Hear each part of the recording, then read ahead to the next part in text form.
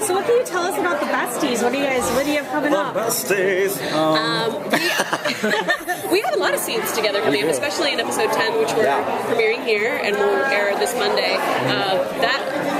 We watched a lot of movies together that episode because we had the exact same schedule because all of our scenes are together, which was pretty fun. Yeah, and then we have we team up to fight some pretty cool stuff off in these upcoming episodes, some sci-fi drama. We definitely kind of become the Wonder Twins, I guess. Wonder Twins, love it. Do either of you have any romantic relationships coming up with anyone? Well, I mean, everything's in life.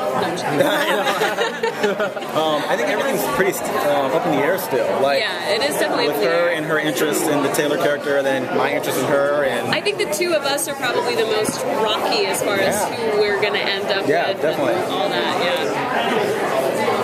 Now, you're dealing with otherworldly themed aliens. How would you feel about a real life scenario? Would you be so welcoming to aliens?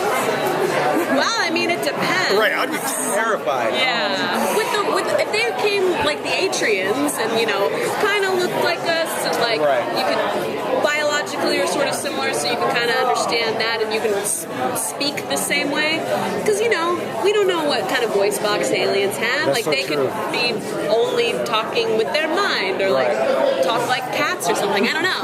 I don't know how we would communicate. If it was, an alien race that you could really communicate with, I feel like I could be welcoming. Yeah, I agree. Sophia's mother's been, kind of anti-human, and Sophia's got a lot of interest in finding out more. And then this last episode, her mom kind of lightens her negativity a little bit. Going forward, will we see them be able to bond over this at all? I know she does become closer with Roman especially, because I think they sort of have a rift. I think the two of us, though I am the one that kind of called her out on stuff, I don't think we ever really had much of a rift, but I think you really do see her and Roman come together and sort of support each other more later on. Have you been able to kind of have any of your ideas about your characters integrated, any of the background that you kind of prepare for them at the beginning? That's the great thing about our writer, Meredith. She is so great about that. We have sit-downs, and she's like, oh, where did you think your character was going? Let's kind of connect things, and she really takes our interests into mind as she writes the characters. Like I know with Julia's character, she sings in real life, and they incorporated that into the script, that she sings. And it's really cool. She really takes that stuff in. Yeah, I know for me, after the first episode, she reached out to all of us and just sort of asked us, okay, so what are some questions you have about your character, and what's some backstory that you kind of would like to have? And I told her that I wanted to have more backstory with my father, because in the second episode we are mourning him, and I was just like, I need something to go off of to know what kind of relationship I had with him and all that. And the thing that she came up with ended up being a little short monologue in episode 4 where I talk about how he taught me how to swim, and she came up with that whole episode. And she probably had that episode in mind before, but the whole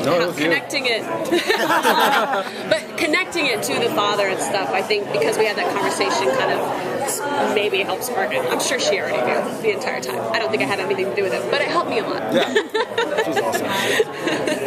Now, your series has some really amazing sets, especially the area where the Atrians live.